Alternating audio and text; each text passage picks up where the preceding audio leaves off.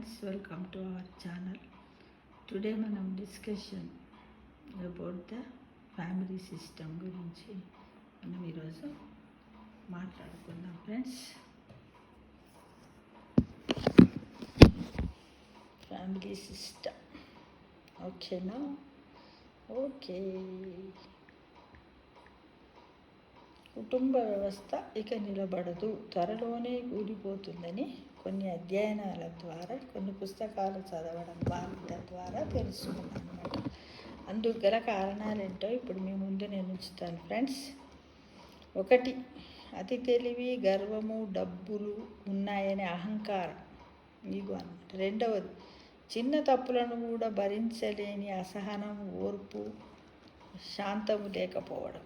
మూడు, పిల్లలు పెద్దలు కూర్చొని మనస్ఫూర్తిగా మాట్లాడుకోలేకపోవడం.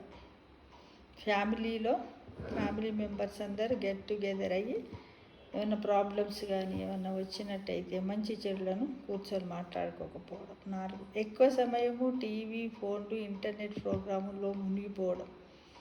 ఎక్కడో ఉన్న సినిమా హీరోయిన్లు ఏం తిన్నారో, ఏం చేస్తుండ్రో ఇవన్నీ చెప్పగలరు, కానీ ఇంట్లో అమ్మ నాన్న ఏం తిన్నారో, వాళ్ళు ఏం చేస్తున్నారో కూడా తెలియని పరిస్థితుల్లో ఇప్పుడు కుటుంబంలో ఉన్నటువంటి కొడుకులు, బిడ్డలందరూ ఆ పరిస్థితుల్లో ఉన్నారు. ఏమనంటే మాకు టైం లేదంట.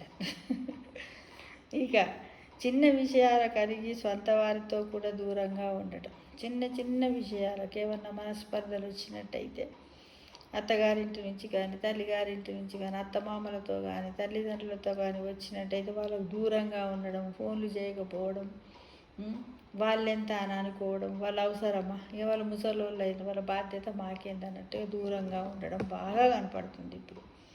ఇప్పుడున్న సొసైటీ సిచ్యువేషన్లో అది ఎక్కువ కనపడుతుంది. ఎవరో ఒకరి నోటి దురుసుతనము, కోపం వల్ల కుటుంబం అంతా కూడా చెదిరిపోతుంది. ఇంకొకటి, చెప్పుడు మాటలు విని చెడకురా అన్నట్టు అన్నీ గాలి బట్టేంది మాటలు అనమాట. గాలి కబుర్లలాగా వాళ్ళకి చెప్పడం, ఒకటికి రెండు ఎక్కించి చాడీలు చెప్పడం వల్ల కూడా సొంత రక్త సంబంధికులను కూడా దూరం చేసి, కనీసం కన్న తల్లిని కూడా అర్థం చేసుకోలేని పరిస్థితుల్లో కూడా ఈరోజు కొంతమంది ఉన్నారు ఫ్రెండ్స్. కాబట్టి మన తల్లి అంటే ఏంటిది మనకు తెలియదా? 20 ఏళ్ళు 30 ఏళ్ళు పెంచి పెద్ద చేసి అన్ని బాధ్యతలు తీసుకొని ఒక నిలవడమని, ఒక జీవితం ఈ విధంగా బతకండని తనకంటూ ఒక స్థానాన్ని ఇచ్చినటువంటి తల్లిదండ్రుల విషయంలో కూడా వాళ్ళు దురుసుగా ప్రవర్తించడం, వాళ్ళతో మాట్లాడకపోవడం, ఇది ఎంతవరకు సమంజసమో ఒక్కసారి ఆలోచించండి. ఇక ఆర్థిక విషయాల్లో ఇంటి పెద్దల సలహా తీసుకోకపోవడం, వాళ్ళు ఇష్టం వచ్చినట్టు చేయడం.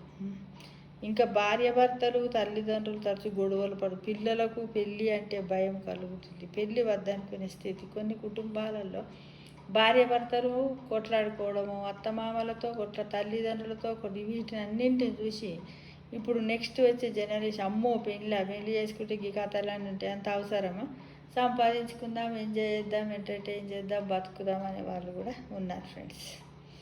మనిషికి మరో మనిషి అంటే గిట్టనితనం, పెత్తనం కోసం పోరాటం, ఒంటరితనాన్ని ఇష్టపడదు. ఎంతసేపు ఎవ్వరు ఉండొద్దు ఇంట్లో, పెద్ద మనుషులు ఉండొద్దు, అత్తమామలు ఉండొద్దు, అమ్మ నాయన, అసలు ముసలోళ్ళు అనేటోళ్ళు ఉండొద్దు, ములిగేటోళ్ళు, జాతగానోళ్ళు. వాళ్ళని ఏమంటున్నారు ఎరికైనా? స్టోర్ అంటున్నారు. మా ఇంట్లో మా స్టోర్లో 2 పాత వస్తువులు ఉన్నాయని స్టోర్ రూమ్తో పోలుస్తున్నారు ఫ్రెండ్స్. ఇది ఇప్పుడు ఉన్నటువంటి సొసైటీ వాల్యూలో పెద్దలకు ఉన్న వాల్యూ. ఇంకా ఎవరికన్నా ఒకవేళ మధ్యవర్తిత్వంగా వచ్చి కాదు గిట్లుంటుందా, మీరు కాంప్రమైజ్ అయిపోండి, మంచిగా ఉండండి, లేకపోతే అత్తమామతో ఉండండి, తల్లిదండ్రులతో మంచిగా ఉండండి, వాళ్ళు పెద్ద మనుషులైన వాళ్ళు కష్టపడిందే మీరు ఇంత అయినరా, వాళ్ళు ఇంత బాధ్యత తీసుకుంటారు అని నచ్చ చెప్పి, పెద్ద మనుషులను అత్తమామలను చూడడం మీ బాధ్యత కాదా, నీ భర్తని పెంచలేదా అని చెప్పేవాళ్ళు మధ్యవర్తిత్వం చేస్తారు కదా, వాళ్ళంటే కూడా వీళ్ళకి నచ్చక వాళ్ళని ఒక శత్రువులా చూస్తున్నారు. వాళ్ళు చెప్పిందే వేదం అంటున్నారు. ఇక కుటుంబ నిర్వహణ అనేది గొప్ప కళ, అది తెలియకపోవడమే మరో కళ.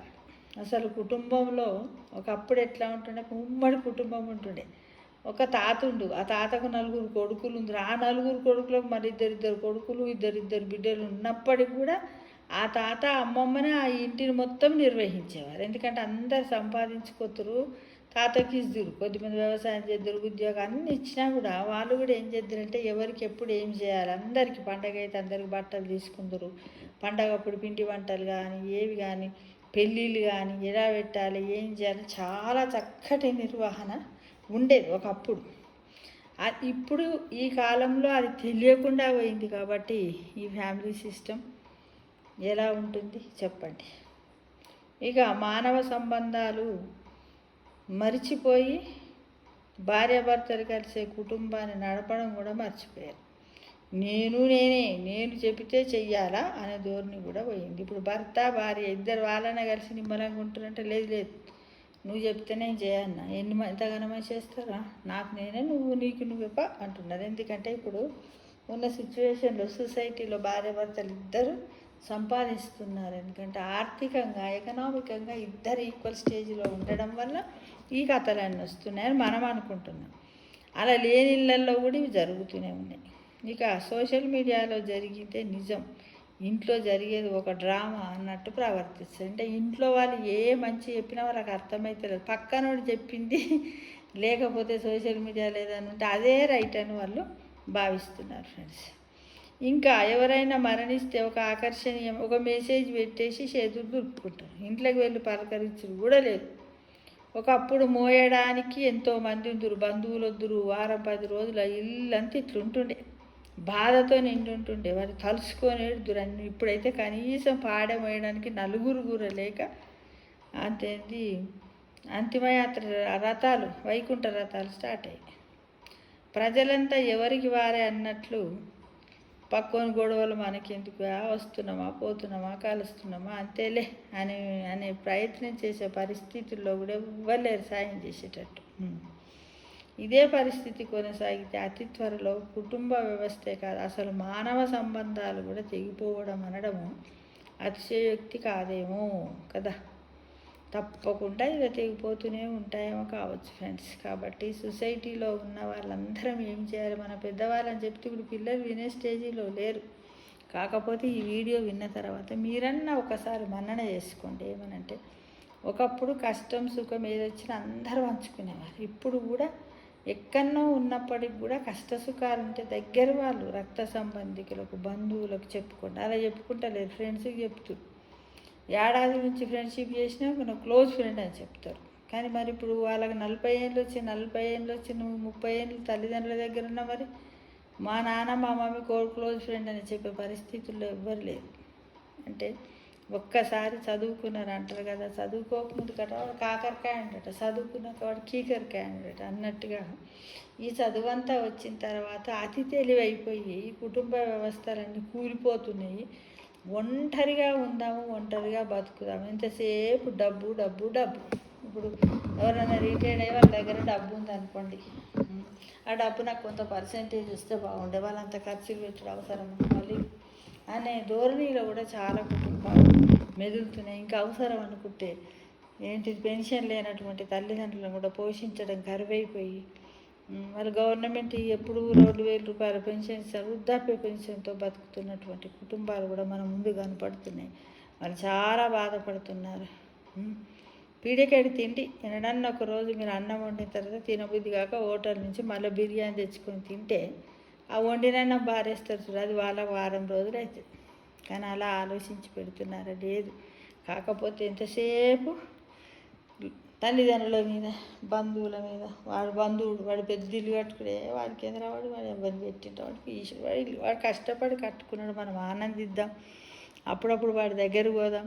మనకు పెద్దిల్లు లేకున్నా సరే వాని ఇంట్లో 2 రోజులు ఉందాం, తృప్తిగా వాటితో కలిసి ఉందాం, మన ఇంటికి వాడిని రమ్మందాం అనే సంబంధ బాంధవ్యాలను ఎవ్వరు కోరుకోవడం లేదు. ఎంతసేపు ఒంటరిగా ఉండాలి. నాకేం తక్కువ, నాకు అన్నీ ఉన్నాయి, ఏమున్నాయి నీకు చెప్పు, ఆలోచిస్తే ఏమీ లేవు. ఏంటిది అది అసలైనటువంటి మనశ్శాంతిని కోల్పోతున్నారు. ఈ కుటుంబ వ్యవస్థను నెగ్లెక్ట్ చేయడం వల్ల కోల్పోతున్నారు. ఇది ఎప్పుడు తెలుస్తుంది తెలుసా, ఎన్ని రోజులకైనా ప్రతి ఒక్కరు కూడా మళ్ళీ ఈ ముసలోళ్ళ స్టేజ్కి రావాల్సిందే కదా అంటారు చూడు. మొలక ఈ విత్తనం పెట్టినప్పుడు మొలక రాగానే సంతోషపడతాం, అదొక పెద్దగా అయితే అబ్బా ఇంత పెద్దగైంది అనుకుంటా. అలానే తర్వాత ఒకటి ఉందన్నమాట సామెత, ఏంది, చెట్టు ఎదుగుతున్నప్పుడట పక్క చెట్టుని చూసుకుంటా, అబ్బా నేను ఎంత పెద్దగైతే నేను తెలుసా అంటదట. పక్క వేసిన విత్తనాల మొక్కలను చూసుకుంటా. అది పెద్దగా అయిన తర్వాత ఇంకా చిన్న మొక్క ఉంటుంది కదా, ఇక పని అయిపోతుంది, ఇక నువ్వు కొద్ది రోజులైతే నువ్వు ఇక పూలు పూస్తావు కాయలు కాస్తావు ఆయనతోనే తీసేస్తారని ఇది అంటదట. అది అంటదంట, ఓ ఎగిరెగిరి పడుతున్నావు పో అని ఇంకా పండుటాకును కూడా ఎక్కిరిస్తుందట చెట్టు. చిగురాకు మధ్య ఆకుని అంటుంది, కొద్ది రోజైతే నువ్వు రాలిపోతావు తీ అంటదట. రాలిపోతుంది రాలితే కొద్ది తర్వాత మీరు కూడా నా దగ్గరికే వస్తారు తీ భూమి మీదకి అంటారు. అన్నట్టుగా మీరు కూడా ప్రతి ఒక్కరు మళ్ళీ ఇది ఎట్లుంటుంది సర్కిల్ అనమాట, చుట్టూ తిరిగి భూమి తన చుట్టూ తాను తిరిగినట్టుగా మన చుట్టూ మన బంధవ్యాలు, మన సిచ్యువేషన్స్, మనం చేసినటువంటి పొరపాట్లు, ప్రాబ్లమ్స్ అన్నీ ప్రతి ఒక్కరం అనుభవించిన తర్వాతనే మోక్షానికి పోతామన్న విషయాన్ని మీరు అందరూ గమనించుకోవాలి, ఆలోచించుకోవాలి. తల్లిదండ్రులను పలకరించండి, వాళ్ళేమి దయ్యాలు కాదు, భూతాలు కాదు. మీరు సంపాదించిన దాంట్లో వాళ్ళకు కొంత పెట్టండి. లేని వాళ్ళు ఎవరన్నా ఉంటే వాళ్ళ దగ్గర ఉంటే తీసుకొని సాయం చేయండి. వాళ్ళకి అవసరం పడ్డప్పుడు మళ్ళీ పెట్టుకోండి, వాడుకోండి. ఎవరి మీద రాగద్వేషాలు ఉండవద్దు. అలాంటి వాళ్ళే శాంతిగా మనశ్శాంతిగా బతకగలుగుతారు. మీరు కూడా శాంతిగా ఉండండి, వాళ్ళ నుంచి మీరు ఆశీర్వాదాలు పొందండి, వాళ్ళని శాంతంగా ఉంచడానికి ప్రయత్నించాలని ఈ వీడియో చేస్తున్నాను. కుటుంబ వ్యవస్థలన్నిటిని అంటే ఫ్యామిలీ సిస్టమ్స్ను కాపాడవలసినటువంటి బాధ్యత అంతా యువతపైయే ఉన్నదని నేను కోరుకుంటూ మీరందరూ తప్పకుండా నెరవేరుస్తారని ఆశిస్తున్నాను. Thank you.